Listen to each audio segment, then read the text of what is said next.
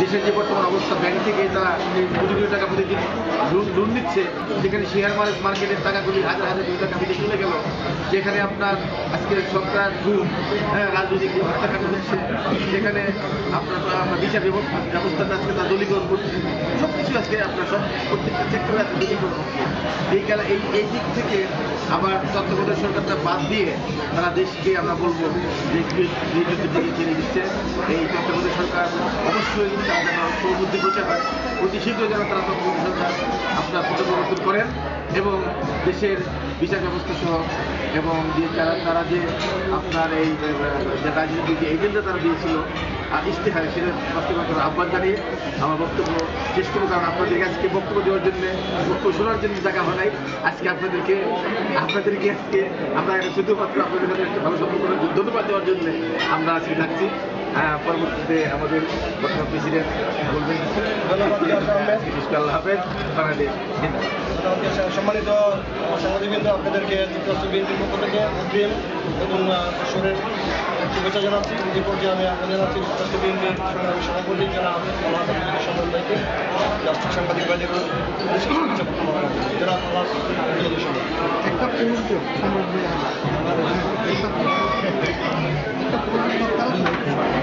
একটা মারা গেছে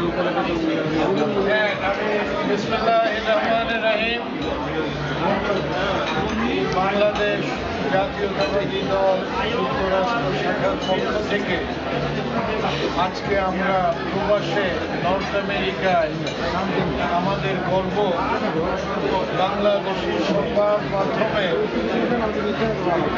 বিভিন্ন সংবাদ মাধ্যম, প্রিন্ট, ইলেকট্রনিক মিডিয়া থেকে আজকে আপনারা সম্মানে এই যে আয়োজিত নৈশভোজে আপনারা এসেছেন, এর জন্য আপনাদের সবাইকে ধন্যবাদ জানিয়ে আমি খুব সংক্ষেপে দু একটি কথা বলবো।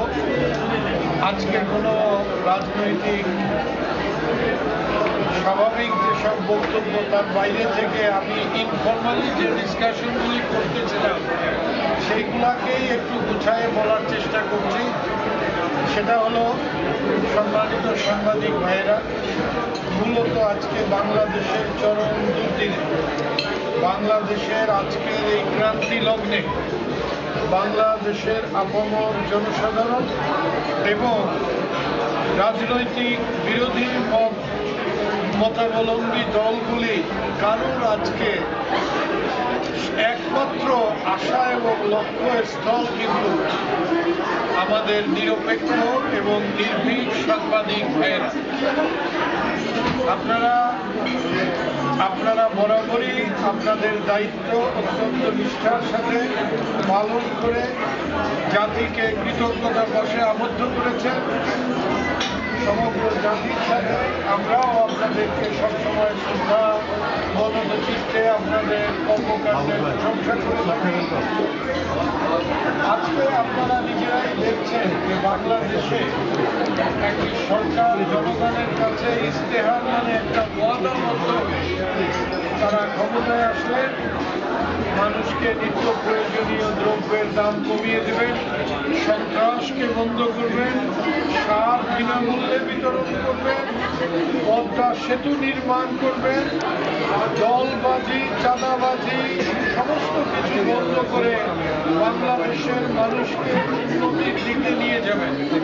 কিন্তু আজ 3 বছর পরে আমরা লক্ষ্য করলাম তারা ইশতেহারের প্রায় কিছুই বাস্তবায়িত করতে পারে নাই, বরং আজকে বাংলাদেশের মানুষের নিত্য প্রয়োজনীয় দ্রব্যের ঊর্ধ্ব মূল্যে নাভিশ্বাস হচ্ছে। বাংলাদেশের বিচার বিভাগের স্বাধীনতা প্রবর্তিত হয়েছে, মানব অধিকার একদম বলতে গেলে নাই, গণতান্ত্রিক অধিকার, মানুষের মিছিল করার অধিকার, বিক্ষোভ করার অধিকার, মত প্রকাশের অধিকার আজকে শূন্যের